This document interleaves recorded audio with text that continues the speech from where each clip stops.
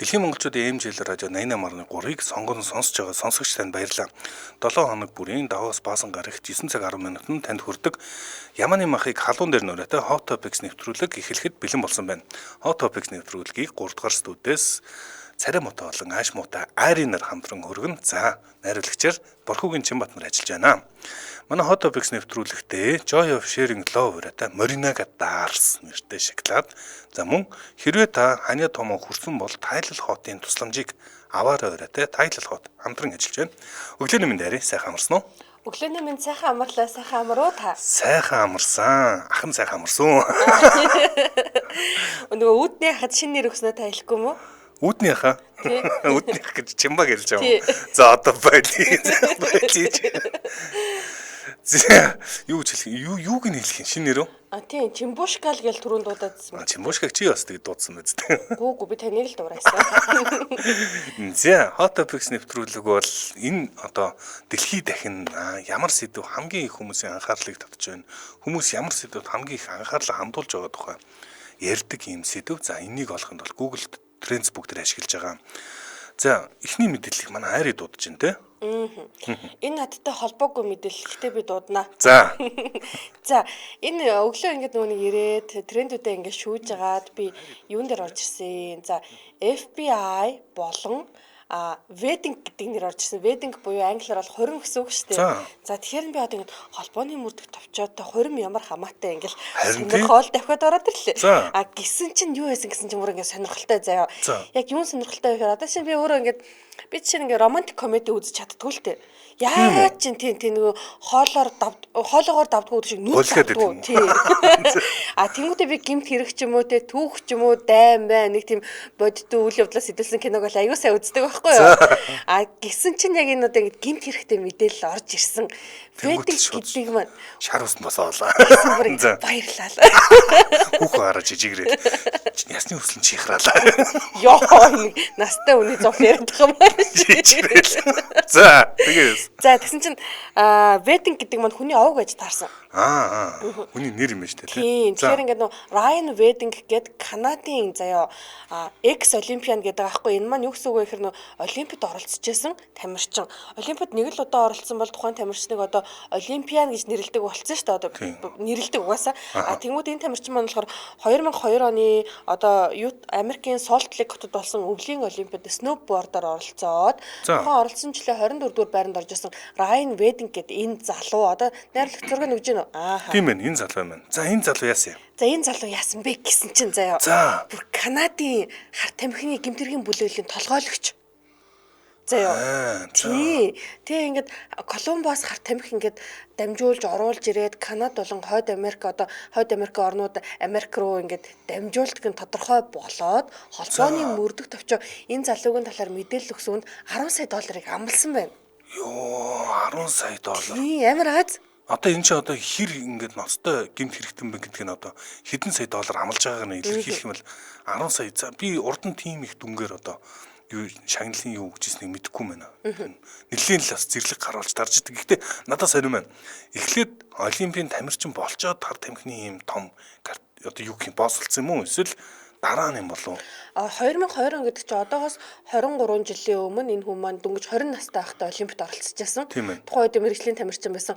Одоо бол энэс хойш 20 хэдэн жилийн дотор одоо юу болсон бид нар мэдэхгүй байна л дээ. Тэгэхээр одоо бол 43 настай энэ одоо залуугийн хувьд одоо бараг тантай ч хэцүү юм шүү те. Тийм байна. Гэтэ би бол энэ Айригийн одоо ааш муутын ах нарын жигсаалтанд орж байгаа нэр төрийн хэрэг гэж боддог. Лаглаг ахтай юм билий. Ард домтой юм билий. Тийм ээ, Америкийн нэгдсэн улсын ерөнхийлөгч Дональд Трамп гэл. Манай тэр маань байна гэдэг шиг тийм. Манай Илон Маск ах маань байна. За тэгээ одоо ингэж энэ залуугийн хувьд болохоор одоо 43 настай. За тэгээд одоо Колумбас, Мексикээр дамжуулан Колумбас харт тамхи одоо оруулж ирээд за тэгээд өмнөд Калифорни мужи болон Канад руу Америкийн нэгдсэн улс руу ингээд нийлүүлдэг энэ Ryan Wedding гэдэг залууг одоо янз бүрийн нэртэй байна. El Jefe гэдэг маань ерөнхийдөө бол одоо Мексик дээр бол босс гэсэн үг л дээ. Энэ үгийг би яаж сайн мэдэж юм тэгэхээр би ч одоо нөгөө нэг Алтарт Синалао бүлэглэлийн Joaquin Guzman буюу одоо El Chapo гэдэг нөхрийн цувралыг нь бол их шимтэж үзсэн хүн байгаамаа. Эл Чапо гэсэн чи ерөөсөө юу яаж шар ус бас босч штэ. Эл Чапо ч нь л томог үздэй те. Тийш тэ одоо Синалао ч одоо нөгөө юу захын бүлэглэл тэгэнгүүт захын биш нөгөө хаашаагач гарцгүй ийм нэг тийм хамгийн нөгөө мяа бүлэглэл байсан. Ядуу одоо хэсэгт байдаг хэсэг юм шиг байна да. Тэгж байгаа сүулт нь баг ингээд одоо эзлэн төрөнгө ил тэр хавьтаа хийж байгаа юм уу тэгээд амар томроод бүр дийлдэхэ болцсон байсан юм шүү. Тэгэнгүүт одоо яг тухайн үед болохоор ингээд яг анх ингээд тэр Эл Чапогийн үед Синалао бүлэглэл ингээд гарч ирэх үед болохоор Синалао болохоор ингээд малчтын ингээд юу байсан мууж байсан юу ч байхгүй ямар ч дэд бүтц байхгүй тэгээд нөгөө далаа руу ч юм уу хаашгаа ч нэг тийм хилийн гарцгүй тэгээд нөгөө хилийн гарц ингээд Америк руу хилийн гарцгүй гэсэн үг шүү дээ. Америк руу ингээд ямар нэгэн байдлаар нөгөө одоо харт амхаа нийлүүлэх гээд тэгэхээр тухайн үед нөгөө дэрэгдэх ингээд мужууд нь ингээд нөгөө саад толчдөг тийм байжгаад ингээд энэ бүлэглэл их томроо за тэгээ Эл Чапо бол ингээд нөгөө Америк даяар нилээн алдарсан юм шүү дээ. Ягаад гэхээр бүхэл бүтэн Америк нэгдсэн улсын шоронгоос орохсон юм шүү дээ ч тоо. Нэг биш хоёр удаа. Би ингээд маш сайн санаад байгаа нь хоёр дахь орголт нь бүр домог. Тэр тухай одоо ингээд YouTube-ээр ингээд мэдээллүүдийн хайвал одоо ингээд байгаа. Бичлэгийн хүртэл байдаг бүр ингээд итгэмээргүй хамгийн хүнд дэглэмийн бүр байнгын хараатай бүр байнгын бицхаас бусад газар бүгдэнд нь камер тавьчихад байгаа юм. Бүгдэнд нь камер тавиад зөвхөн бицх хэсгийг баг харуулж байгаа гэхдээ урдуур нэг жоохон ингээд нэг юм хам босгоцсон тэр хам цаанаас тэр хэсгийн талаад яг ингээд суугаад хүн ч одоо хүндрэн штэ. Тэгж явах үед л хүн харагдахгүй болох тийм одоо камержуулсан тийм газараас оргоцсон. Яаж оргосон гэсэн чинь хэдэн метр юм баг километр шахуу ингээд газар доогоор түнээл ухаад яг тэр Эл Чапогийн шоронгийн одоо юуныхын доор өрөөнийхэн доороос нь нүх хугаж гаргаж ирээд тэргээр гарцсан байдаг. Тэгээ хамгийн амар зүүн заа Эл Чапо ч одоо намхан тагжгар гэсэн үг шүү дээ тий. Тагжгар гэдэг одоо намхан дуу юм л да. Эл Чапо тэр яг ухсан түнэл босоогоороо явхад яг давхарснаар ухацсан байгаа. Йоо. Тэгэхээр л ингээд бодонгууд бүхэл нэгдсэн улсын шоронгоос ингээд оргоно гэдэг ч бас л тий. За одоо яг найруулагч шиг зураг нөхцөн байна. Райан Джеймс Вединг гэдэг энэ залууг холбооны мөрдөх төвчөөс 10 сая долларын ингээд юу яагаад одоо баунти гэж ярьдаг тий мөнгө амлаад энэ хүний хаангааг нь хэлсэн. Тэгээд яагаад би Синалао бүлэглэл Эл Чапогийн тухай ярьсан бэ гэхээр яг одоо энэ Райан Вединг гэдэг энэ залууг Мексик улсад байхдаа бүр Синалао бүлэглэлийн хамгаалтанд байгаа гэдэг мэдээллийг албан ёсоор холбооны мөрдөх төвчөөс хийсэн. Бүр тэг зарласан юм байна штэ. Тэгэхээр чи одоо энэ нөгөө Эл Чапогийн бүлэглэлийнхэн Синалао картел бол Эл Чапогийн үүсгэн байгуулсан картел. Синалао гэж одоо мужих нэр юм байлээ штэ. Тэгээ тэднийх ер нь хүчрхэгжээд Эл Чапогийн үед л хүчрхэгдснээс ш бусдаар бол нэг тийм ач холбогдолтой одоо тэр хавьдаа бол ач холбогдолтой бүлэг байгаагүй юм. За тэгэнгүүт 2024 оны 10 сараас хойш энэ хүмүүс маань зугтаж байгаа заяа. Тэрнээсээ өмнө зүгээр л энгийн амьдарч байсан. Энгийн тамирчин, экс тамирчин буюу одоо нөгөө өмнө нь тамирчин байсан. Одоо зүгээр энгийн бизнес хийжсэн ингээл нэг тийм хүмүүсийн дунд дууссан нэг залуу байгаа шүү дээ. Энгийн. Тэгэл ингээл одоо чам шиг ингээд радиогийн хөтлөгч ч юм уу. Манай шиг ааш муучиг.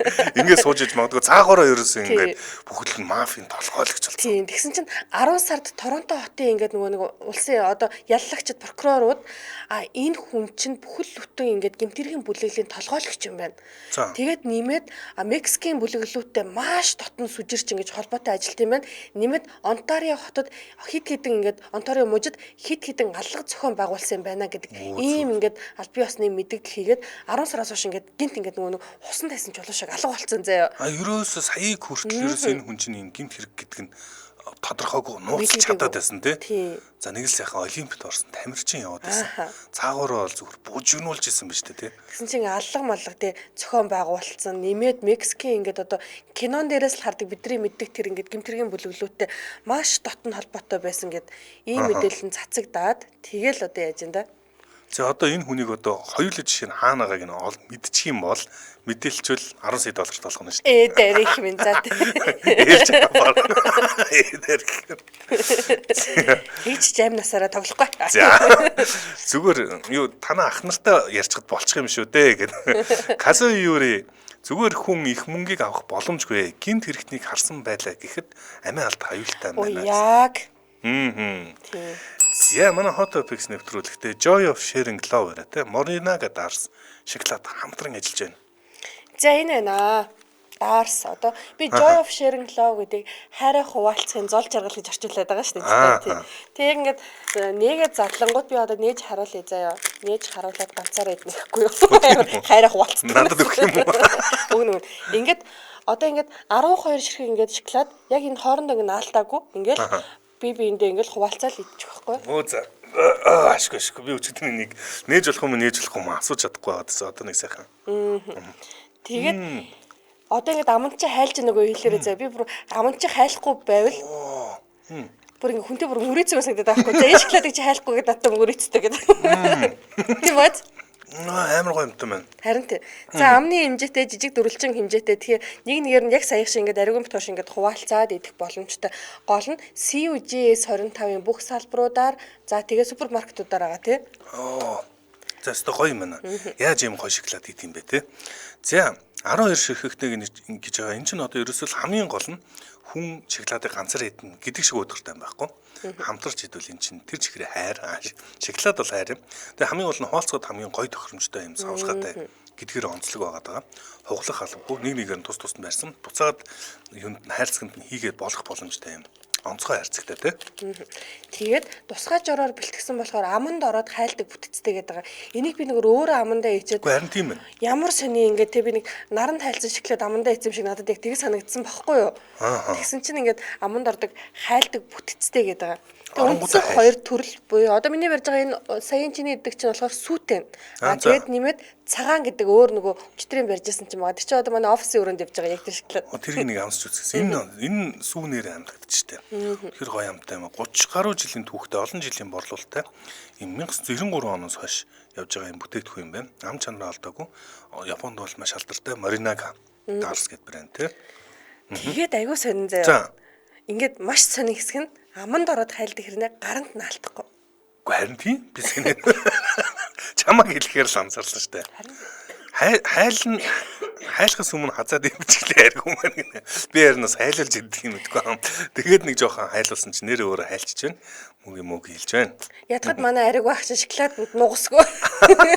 Нугасгүй. Хар өглөөгөр ягаад аппетит хөдөлгөө шоко энэ төр идээд байна. Үнэхээр гоё амттай юм байна. Тэгээд амсч үзээрэй. Тэгээ дар шоколадны хэмжээ болон амт чанар нь амттан бэлтгэхэд их тохиромжтой. Тэгэхээр хэрвээ ингээд Дарс гэдэг одоо энэ шоколадыг авч идмээр санагдах юм бол супермаркет болон CUGS 25-ын бүх салбаруудад байж байгаа. За Instagram хуудас нь байдаг юм байна. Facebook хуудастай. За Morinaga Mongolia гэдэг тавил та бүхэн дэлгэрэнгүй мэдээлэл болон гой юм контентуудаас оруулдаг юм лээ. Тэднүүсийг харах боломжтой шүү. Харин утсаар мэдээлэл авъя гэвэл авцсахгүй мэн. Та зүгээр CU болон GS25-аар л ярьчих юм байна. Очоод худалдаад авах юм байна.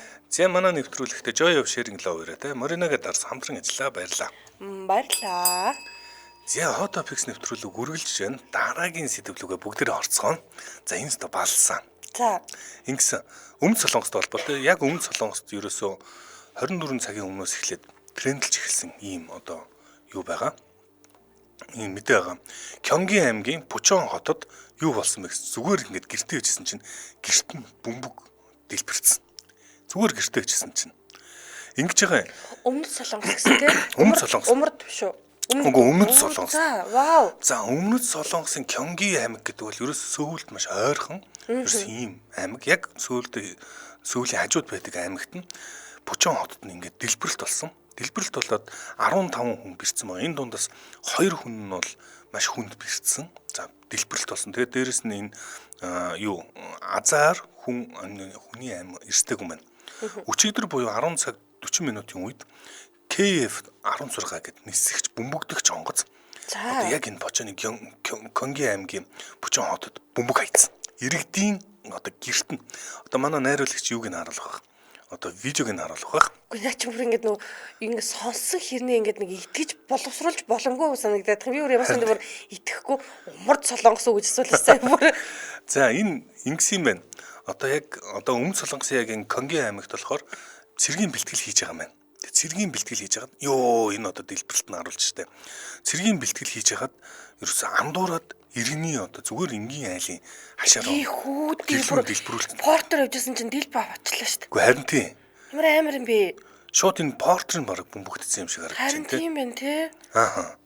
За тэгээд энэ одоо азар хүн бол нас ороогүй боловч энэхүү юм дэлбэрэлт болсон. За хамгийн сонирхолтой нь энийг ингэж юу нисгэгчийн буруу тооцоололтой холбоотой ингэж ярьж байна. За. Ууг нь бол яг одоо эн чин одоо байлдааны одоо дайны бэлтгэл хийж шүү дээ. Байлдааны бэлтгэл хийж хахад маш нарийн протоколтой байдаг юм байна. Эхлээд хаана бөмбөгөө тислэх ёстой байсан. Тэрийг 2 удаа ингэж дамжиж хяндаг. Тэгсэн чинь яг энэ хянах одоо протоколоо дагсан уугүй юу гэдгийг одоогоор тодруулаагүй байгаа. Ямар ч байсан энэ зүгээр ингээд өөр газар хаях байсан бөмбөгийг хот дотор хайцсан байгаа хгүй юу. Зүгээр бөмбөгдөх жонгоц хайцсан.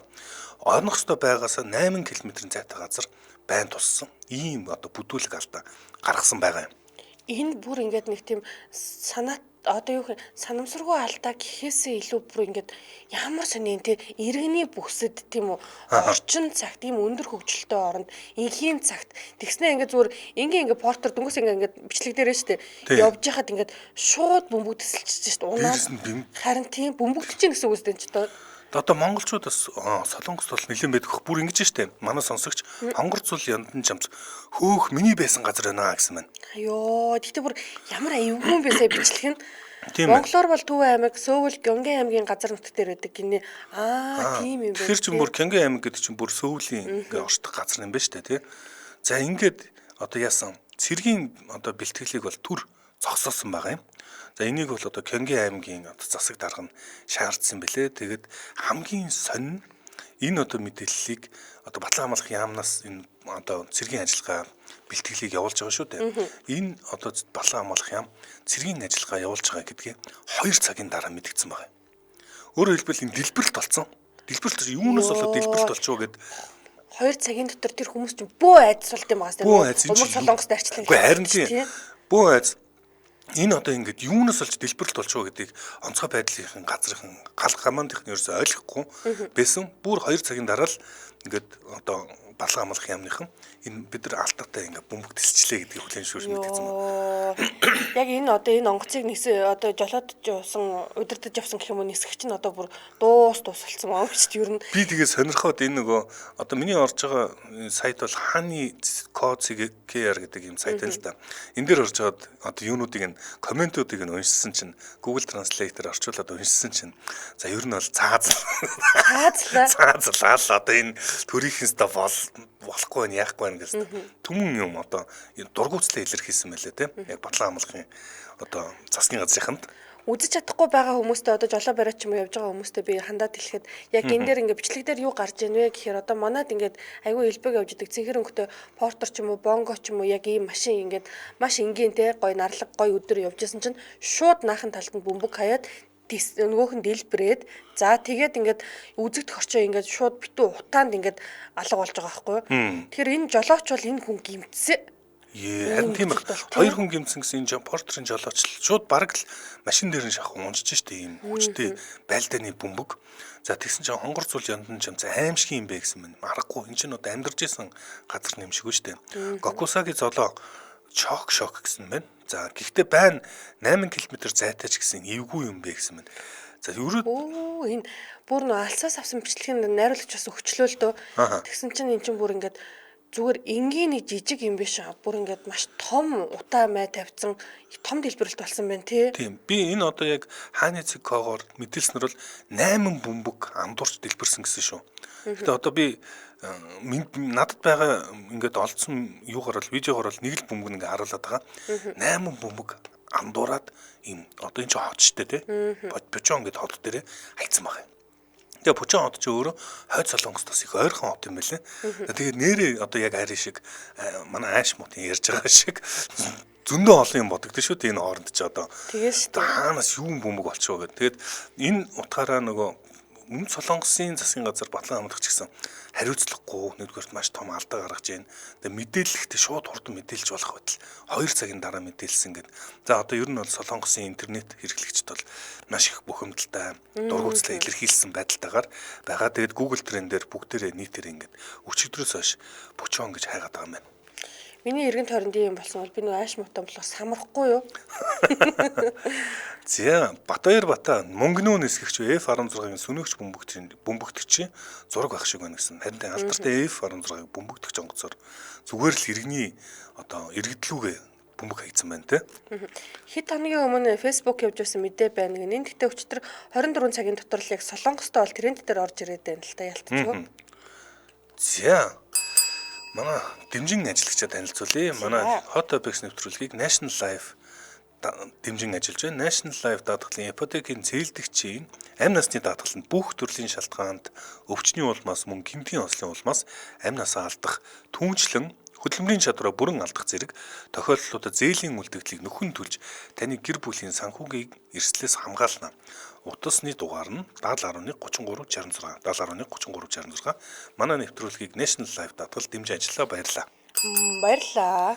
За Hot Topics нэвтрүүлэг үргэлжилж байна. Би зүгээр буруу ойлгоогүй бол энэ ойрхон энэ бөмбөгдөлт одоо болцсон юм шиг байна. Тэгээд өчигдрийн яг энэ нөгөө бөмбөгдөлт одоо саяны харуулж байгаа энэ нөгөө портер дээр унсан бөмбөгдөлт бол өчигдөр унсан. Ерөөсөө яг иргэдийн одоо газар унсан бөмбөгдөлт байгаа даа. Иргэний бүсэд. Тэгээ энэ одоо Америк нэгдсэн улс болон одоо Өмнөд Солонгосын хамтын одоо цэргийн сургуульд болж байгаа. Тэгээ тэрийг одоо энэс болоод төр зогсоосон байна. Үргэлжилсэн бол баг үргэлжлээд баг бөмбөгдөөд байгаа юм. Зүү юм бэ те. Зүгээр мөрөөрөө амьдарч исэн чинь дээрээс бөмбөг хайж иднэр. Портерын члооч одоо яаж байгаа хөрх юм бэ? Аха. За дараагийн мэдээг. За Яманы махын халуун дээр нь ураатай Hot Topics нэвтрүүлгийн дараагийн мэдээг би дууднаа. За энэ мэдээллийг би бүр нөгөө Gavin Newsom гэдэг нэр Америк нэгдсэн улсад тренд дээр орж ирсэн. Юунд вэ? Gavin Newsom. За энэ хүн яагаад орж ирсэн бэ гэд би ингээд ухаа тайсан чи энэ хүн маань одоо алдарт Калифорни мужийн захирагч юм байна. За тэгээд ардчилсан намын гишүүн энэ хүн маань яагаад ингээд тренд дээр ороод ирсэн бэ гэхээр нэг ингээд асуудал дээр өөрийнхөө байр суурийг маш ингээд юугаар ил тодор илэрхийлсэн подкаст хийсэн. За энэ ямар зүйл дээр байр суурийг илэрхийлсэн бэ гэдэг нь би ярьж байгаа. Одоо чинь ингээд трансгендер хүмүүс ч юм уу спортын тэмцээн наадамд их оролцдог болсон тийм үү? Чинь ингээд бодъё л доо. Эрэгтэй хүн байжгаад эмэгтэй хүн одоо эрэгтэй байж явах үедээ эрэгтэйчүүдтэй ингээд өрсөлдөөд айхтар амжилт үзүүлэхгүй байсан хэрнээ. Одоо трансгендер буюу хүү одоо гормоны өөрчлөлтөнд ороод тийм үү гормоны ингээ шилжилтэнд ороод за тийм хүүсээ өөрчлөөд эмэгтэй болонгуудаа эмэгтэйчүүдийнхаа тэр одоо спортын төрөлд бүр ингээ цойлоод гараад ирсэн тохиолдлууд их байдаг да. Байдаг шүү дээ нөгөө алдарт би зүгээр хамгийн сайн санаж байгаа Лиа Томсын асуудал. Оо яг тэнгууд яг энэ нөхцөл дээр эн чинь өөрөө ардчилсан намын хүн гэдэг чинь хамгийн илүүтэйгээр ингээд яг энэ одоо нөхцөл дээр бол ингээд дэмжсэн байр суурьтай байдаг шүү дээ ардчилсан нам бол. Өөрөөр хэлбэл одоо трансгендер хүмүүсийн цөөнхийн эрх ашигыг хамгаалдаг одоо мөрийн хөтөлбөртэй нам тий. LGBTQ+ гэдэг л одоо тийм амар эцгүй нэмэгдэл яваад байгаа шүү дээ. Сүүл рүүгээ нөгөө баримжааг нь алдчихад байгаа. Тэгэхээр яг энэ дээр болохоор Gavin Newsom-ийн ингээд мэдээллийг би яагаад энэ дээр татаж ирсэн бэ гэхээр нэгдүгээр энэ хүн маань өөрөө ингээд Калифорни мужийн захирагчийн хуваар гардчилсан намын гишүүний хуваар трансгендер ингээд одоо тамирчдыг одоо яг ингээд тэ хүүсээ сольсон тэр ингээд ангилалт нь оруулахыг би эсэргүүцэж байна гэдэг байр суурийг маш тотомроо илэрхийлсэн. Чинь энэ дээр би одоо жишээ нь бас өөрөө би бас энэ надад шудрах санагддаггүй байхгүй юу? Яагаад тэгэхээр ингэж бодъё л доо. Чи ингээл те ингээд бадруу том хүдэр бадар биеэрээ гинт ингээд би эмхтэй болсон ингээд надтай зодтолтол надад бол би бол барахгүй ч юм аа. Энэ нөгөө олимп дээр чинь бүгдээ яг хараад бүүн асуудал болоод сая Парист болсон олимпиар Иман Алиев гэдэг хүн дээр боксing тамирчин те. Тий. Тэн дээр бүүн асуудал гарч ирсэн те. За Лиа Томсын асуудал бол бөө юм болоо үстэй. Тэр би бүр өмнөөс нь энэ нөгөө юугийн түүхийг уншичаад сонсчоод ингээд стресстэй байгаа юм чинь. Энэ нөгөө Лиа Томс чинь гэсэн юм шүү дээ. Яг эмэгтэйчүүд усан сэлгэж өөрөө эрэгтэйчүүд дээр бол Америк нэгдсэн улсад 200 хэдэд бичигддэг ч хэлээ тийм эрэгтэйчүүд дундаа хавдгүй. Тэгж яагаад эмэгтэйчүүд дундаа сэлээд сойлоод мужийн авраг болсон гэж байгаа. Гэхдээ хамгийн амар нь юу яхад эмэгтэй эрэгтэй хоёр зэрэг орсон.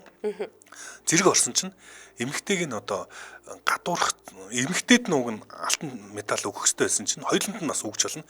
Гэтэл яа томс тогтсон. Яагаад ингэсэн чинь хил амд ормооргүй байна гэд.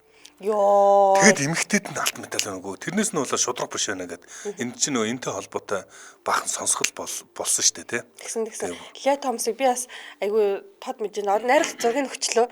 Одоо ингээл харангууд энэ үн чинь бүр одоо намаа ингээд хүмүүс за ингээд те бэлгийн цөөнх рүү ингээд дайрлаач гэдэг юм өөрөө ч үзэл бодол ингээд баримтлал чинь ингээд болохгүй гэдэг ч юм уу шүмжлэх бахал та. Гэхдээ миний хувьд болохоор хэрвээ энэ хүний ингээд биологийн бие махбод физиологийн тийм үү эрэгтэйлэн бол хэдийн ингээд гормоны өөрчлөлтөнд орсон ч гэсэн эрэгтэй хിവэрэл үлдэнэ. Ямар нэгэн байдлаар эмэгтэйнээс хүчтэй хിവэрэл үлдэх байхгүй юу?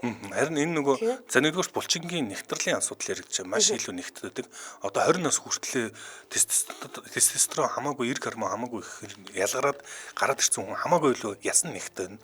Уушг нь 30% том байдаг гэж байгаа. Ерөөсөө ингээд өрсөлдөхөд үнэхээр хамаагүй илүү даваа талтай болчихдгоо гэдэг байгаа тийм. Байг гэхэд гар хөлийнх нь урт нь илүү урт байгаа шүү дээ. Хамаагүй урт байгаа тийм. Тэгээд тэр сэлэлтийн урд одоо Лиа Томсон чинь 185 см өнөртөө өнгөж байгаа байхгүй 25 настай. За тэгээ ингээд маш их хил аманд орсоор байгаад сүүл рүүгээ би зодог тайллаа гэдэг мэдээлэл өнгөрсөн сард хэлүүдээ. Лиа Томсон. Тий, нилээн явсан. Тэгээд одоо би яг тухайн үед нь харчаад за ер нь тэгсэн дээр дээ миний дөө гэж дотроо бодчихлээ шүү дээ бүр. Тэгэд энэ нөгөө алтан медалаа булаалгацсан бүсгүй ингэж яриад байгаа юм. Тэр одоо сонсгол төр бол хөөрхий бүр ингээд нөө алтан медаль булаалгасан та биш. Би ингээ усанд орж исэн чинь зүгээр л эрэгтэй хүн шалтан байхад мань орж ирээд ингээд зүгээр тоогчгүй хажууд ингээд юм онжилц гэх юм одоо ингээд ороод ирэх чинь би яах ёстой юм бэ гэд ингээд өөлөж яриад байгаа байхгүй юу. Тэр нэг тийм байдлаар л одоо байгаад байгаа юм шиг лээ. Мэдгүй одоо энэ асуудал бол яг л эд одоо дэлхийн хамгийн эмзэг олон ингээд талаас хандж байгаа тий. Одоо харж болдог тийм асуудал байгаад байгаа тий. За чи одоо яг найрал зургийн хүчлээ энэ ингээд энэ том мөр бол эмгтэй сэлгчтэд бол байхгүй. Харин тийм одоо энэ залууг болоод залуу гинэ одоо хамаагүй гэж хэлж болох ч юм уу одоо өөрийгөө эмгтэй гэж нэрлэдэг байгаа. Сайн мэдгүй юм одоо би ч одоо настай хүн яг бодохоор сайхан одоо зүтгэлтэй энэ орчин үеийн янз янзын яриа маринд дасан зогсож амжихгүй байна. Энийг би залуу гэж нэрлэж идэхгүй гэдэг олон талаа нэр томьёог нь цээжж үнэхээр амжихгүй. Тэр сэтгэл зүйн хувьд ингээд хэцүү мэцүүтэй тэр бол ингээд тустай асуудал тийм үү. Тэр хүн ингээд ямар хүүстэй байна гэж өөрөө сонгоно өөрийнх нь асуудал ах. Гэхдээ спортын нөхцөлд ингээд орж ирээд өрсөлдөө тах нь бол ингээд шудраг бус санагдаад байгаа юм л да.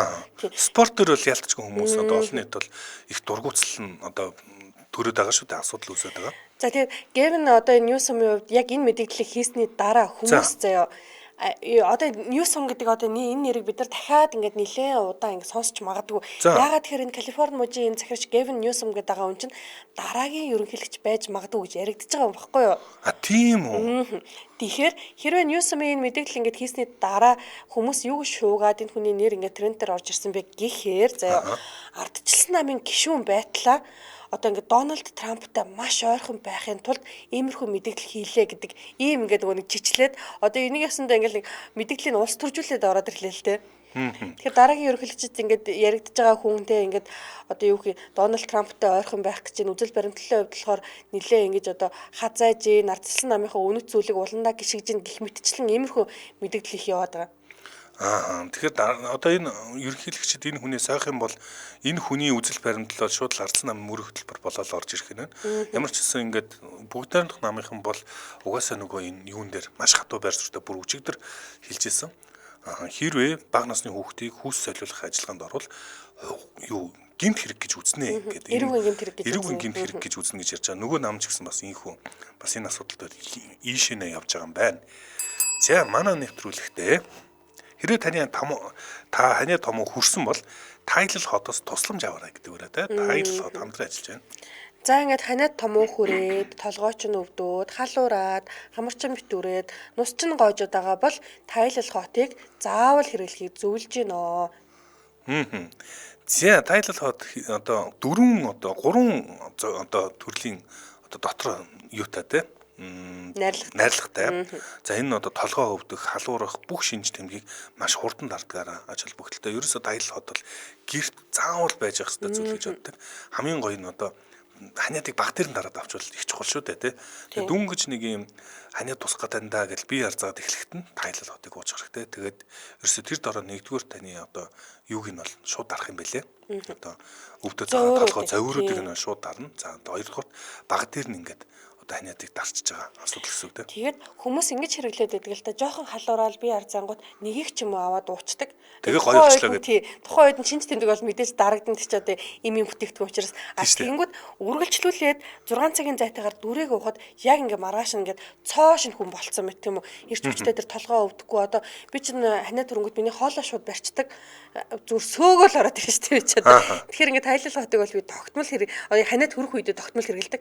Тэгэхээр ингээд ямар нэгэн байдлаар нойр бас ингэж хүргээд байдгүй нь их давуу талтай санагддаг. Ягаад тэгэхээр өөр төрлийн юм уунгууд ингээд нэг тийм бие сулраад бадараад нойр хүрээд байдаг болонгууд тайлал хотыг ингээд би ууцсан үед ажил дээр ч юм уу үргэлжлүүлээд ажиллаа зүгээр игээ сууж байгаа байхгүй юу? За тайлал хотыг бол бүх юмын сангуудаар зарж байгаа. Та бүхэн ороод тайлал хотоо аваад гэртээ бас аваагүй байх бол бас ягаарай. Аваад байрлуулаарай. Утасны дугаар нь 77-4 5050 юм байна. За веб хаяг нь бол Nobel Mongolia-г тавил аль бисны Facebook пэйж нэгээ та бүхэн лайк дараа дэлгэрэнгүй мэдээллийг аваарай. За манай Hot Topics нэвтрүүлэгтээ хэрвээ та ханиа том хүрсэн бол тайлал хотын тусламжийг аваарай өрөөтэй. Тайлал хот хамтран ажиллаа баярлаа. Баярлаа. За Hot Topics нэвтрүүлэг үргэлжилж байна. За намайг одоо өндөр насны нэрлэнд олон хүмүүс дургуутчих шиг байна. Тэгээ манай аригун чинь энгийн үед өндөр настай дорохгүй зүгээр саях дээр бол ялтчих зүгээр өөрийгөө жоох өмгөөлөд хамгаалаад өндөр настай хүн болоо хуурсан тий. Арьс хамгаалаад нэг юмны хараар нөө. Би настай хүн гэж хэлчихлээ. За дараагийн мэдээллийг дуудъя. Оросын холбооны улсад нэгэн нэр одоо удаан 2 жилийн турш сонсогдоогүй нэр орж ирсэн. За энэ нэр бол Пригожин. Пригожин гэхээр бүгдээрээ бүр маш сайн санаж байгаа. Гэхдээ санаа бүгдээр эргээд бас санахыг одоо Пригожин гэдэг бол Оросын холбооны улсын хувийн батлан хамгаалах одоо байгууллага гэж хэлж болно. Хувийн арми гэж хэлж болно. За энэ Вагнер гэдэг алдартай юм хувийн одоо армийн өдөртөгч үүсгэн байгуулагч нь. За энэ хүн бол ноднон 6 сард одоо Москва руу ирэхэд довтлох гэж оролцсон. За Оросын холбооны улсын баруун талын хэдэн мужуудыг өөрийн мэдэлтэй аваад за одоо би Москва руу дайрна гэд ингээд мэдэгдэл хийгээ. За тухайн үед л кино ерөөсөө бүр үнэхээр бүжгэнсэн штэ бүгдээрээ санаж байгаа бол за ингээд одоо Оросчин хоорондоо иргэний тайм боллоо гэд бодож исэн. За энэ хүнтэй холбоо энэ хүний мэдээлэл ягаад Оросын холбооны улсын хайлтаар тэргуунд орж ирсэн бэ гэхээр үүнтэй холбоотой Беларусын ерөнхийлөгч Александр Лукашенко нарийн мэдээлэлүүд өгсөн байна. За энэ Америк нэгдсэн улсын блогер одоо подкаст Марио Нафал гэдэг энэ хүнд одоо ярьслага өгсөн байна л да Лукашенко. Тэгээд одоо энэ анх удаа л ингээд тухайн үед яг юу болсон юм яасан одоо өшигний ард баах юм болсон шүү дээ. Юу болов баах юм болж ирсэн л гинт Пригожин яцсан. Чимээг болсон эхлээд тэгээд Беларуст очиод амьдарч ирсэн аа. Ерөөсө төд бодлохгүй ерөөсө 2 сарын дотор санамсаргүй гэж нэрлээд байгаа юм. Гэхдээ тэгээд одоо онгоцсон байж хахад дэлбэрээд л өгсөн шүү дээ. За энэний цаана яагаад ийм их ийм хоорондоо хэрэг муудалцж ирсэн ямар төвшөнд энэ асуудал байсан гэдгийг Лукашенко манж баг тий. Лукашенко нилээн ярьсан юм байна. За тэгээд ингээд хүмүүс сонирхоод байна. За түүний ярьсан хамгийн сонирхолтой яасан бэ? Түүний ярьснаас хамгийн сонирхолтой гэх юм уу хамгийн онцгой нэг зүйл нь ерөөсөө Пригожин бол хамгийн гол зорилго нь юу л зориод байсан бэхээр цөмийн бөмбөгтэй болох гэсэн юм аа гэж. За тухайн үед бол Вагнерт бол маш их хангалттай зэрэг байсан. За ядж явах чинь дайны туршлагатай болсон нэлийн эвгүй нэг хэсэг нь Сэрд байлдаад ирсэн байсан биз дээ тий. Тийм энэ ч нөгөө Бахмутыг авчаад Бахмут чинь зөндөө үнэхээр хамгийн гол дайн болсон гэж хэлж бол тулаан болсон гэж хэлж болно. Бахмутыг Вагнер эзлэхэд хамгийн гол үүрэг гүйцэтгсэн. Бахмутыг авч дуусчаад ерөөсөө новшнууд ерөөсөө хангалттай мөнгө цаг тухайда зэвсэг өгсөнгүй. Энээс болж би зөндөө хүмүүсээ алдлаа. Одоо би буцаагаад яа Москва руу марш одоо алхна гэж хэлээд дайрсан. За ингээд явж байхдаа Александр Лукашенкогийн ярьж байгаагаар бол цөмийн бөмбөг авах гэсэн юм аа. Хэрвээ Лукашенко одоо Пригожинд одоо юу байхгүйсэн бэхээр бус бүх юм байгаа. Галц зэвсэг одоо зэвсэг техник хэрэгсэлтэй цэргийн хүчтэй мөнгө төгөрөг нөлөөлөл ингээд өөрөө бас дэлхийд танигдсан байсан тий. Тийм. Тэгээд Пригожин одоо цөмийн бөмбөг авсан бол ямар байх байсан бэ гэдэг. Зүгээр энэ чинь одоо ингээд Турк улс биш зүгээр нэг юм бүлэглэл цөмийн бөмбөгтэй болох магадaltaй байсан. Энийг би зогсоосон юм аа. дэлхийн нийтэнд инх тайван авчирсан юм аа гэж Лукашенко ярьцлага өгсөн байсан. За Пригожины ярьж байгаагаар бол ерөөсөө 6 сарын 24-нд өглөөний 10 цагаас ахуулаад бүтэн өдөржингөө тасралтгүй одоо Пригожин болон Путин хоёртой уцаар ярьсан гэж байгаа юм. Тэгээ хоёр тал нь ярьсаар хагаад би одоо энэ одоо маш хэцүү асуудлыг одоо яасан зогсоосон. Энд нууцаар нь одоо Европын Америкийн барууныхны бүх тагнуулын албаныхан талархлаа илэрхийлсэн. Тэгээ би одоо энэ дэлхийг бараг аварсан шахуу гэсэн байдлаар Лукашенко ярьцлага өгсөн юм байна. За тэгээд энэ нь бол магадгүй бас юу энэ нөгөө юу чинь Пригожин чинь бол бүүн юм болж хагаад Сергей Шойгуг надад өгөөдөхөө тэр Валерий Герасимыг бас надад өгөөдөх гэж яхад нь тэрийг нь өгөхгүй гэж ятхан синхруулээд бүүн юм болж хагаад би Пригожиныг ингээд Пригожины аюулаас нэг бүлэглэлт цөмийн бөмбөг орох аюулаас би хамгаалсан юм аа гэсэн байдлаар подкаст өгсөн юм байна. За. Өглөө дэлхийд өнөөдөр дээр цэцэг ихч Аригу ахыг 1980-ад онд сургууль зурч байсан гэсэн юм. Нийлж дэрлэж юм байна. Эмэгтэйчүүдийн баяр болох гэж. За уучлаа нэр итгэсэн байсан. Ааш саттай манай ари ааш саттай. Жихнээсээ сая үлээлээ те. Гайгүй дээ ааш саттай. Гайгүй. Бүр ингээд яг энд нөгөө миний нөгөө ааш нүдлээ юм шидчихмээр санагдаад очиаддаг. Тоглосон шүү би. Гэхдээ би хоёрын харилцаа чинь аягүй хөөрхөн найз нөхдөд нэг тийм маазраал явдсан шүү дээ хүмүүс. Боломж нь тийм боломж. За дараагийн мэдээлэл. За дараагийн мэдээлэл. За Associated Press агентлаг дээр би ороод ирсэн сууж байна. За энэ дээр юуг дагаж орж ирсэн бэ гэхээр эмэгтэйчүүдийн эрхийг хамгаалах өдөр. Энэ үг маань угаасаа ингээд одоо яг ингээд та хэрвээ ингээд Google Trend руу ороод үзэх юм бол Америкийн нэгдсэн улсад эмэгтэйчүүдийн эрх UN буюу одоо нэгдсэн үндэсний байгууллага гэдэг энэ үгнүүд ингээд тренд дээр ороод ирсэн байгаа. Тэгэхээр одоо дэлхийн улс орны удирдагчид 30 жилийн өмнө буюу 1995 онд Бээжинд болсон эмэгтэйчүүдийн чуулган дээр тэгээ хүүсийн ингээд тэгшэрхээ ингээд баримтлая гэдэг ингээд одоо юу гэх юм замын зассан ийм уулзалт болж исэн юм байна. 95 онд ч би ч одоо нус бацаа юугаач мэдгүй сургуульд ороо явж исэн болохоор мэдгүй лээ л та. Би ч одоо 90-ад онд сургууль сурсан таныг бодоход. Би ч уунаас 90-ад онд сурсан.